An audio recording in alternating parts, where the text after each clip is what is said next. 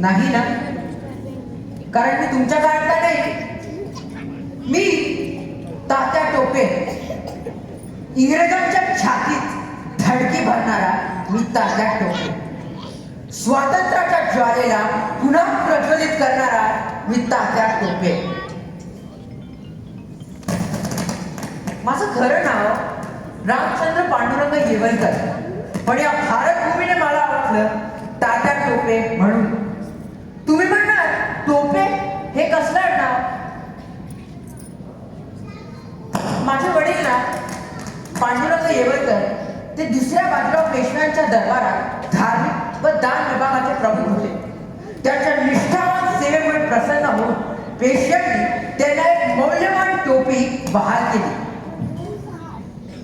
आणि तेव्हापासून आमच्या कुटुंबाला टोपे हे नाव पडलं आणि मी सर्वांना तात्या टोपे या नावाने परिचित झालो.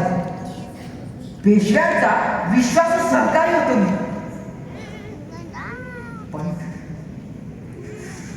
त्या मातृभूमीला गुलामीत जखडलेलं पाहून रक्त सळसळत होतं माझं. सन 1857 स्वातंत्र्य लढ्याचा पहिला युद्ध.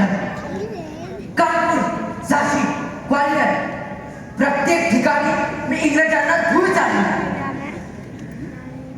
माझ्यासोबत लढत होती वीरांगना राणी लक्ष्मीबाई. आमच्या शौर्याने तर इंग्रजांच्या झोपा उडाल्या होत्या.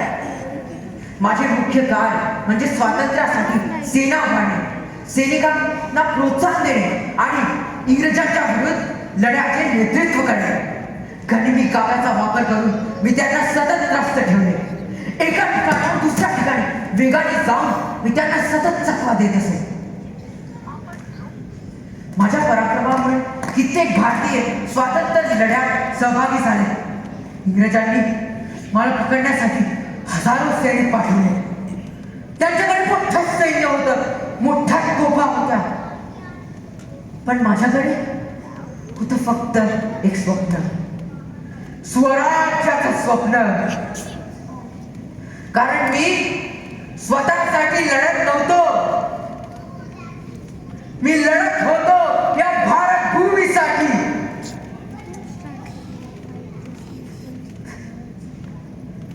पण अखेर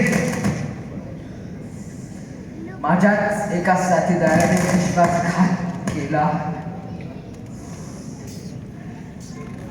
मी इंग्रजांच्या ताब्यात पडलो. 18 एप्रिल 1859 रोजी इंग्रजांनी माझ्यावर खटला चालवला, मला फाशी दिली.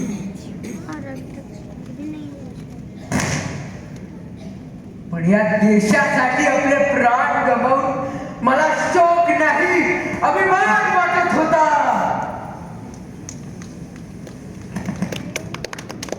प्रिय पालकांनो, मुलांना फक्त जिंकण्याचे नाही, पण पडल्यावर पुन्हा उभा राहण्याची ही शिकवण द्या.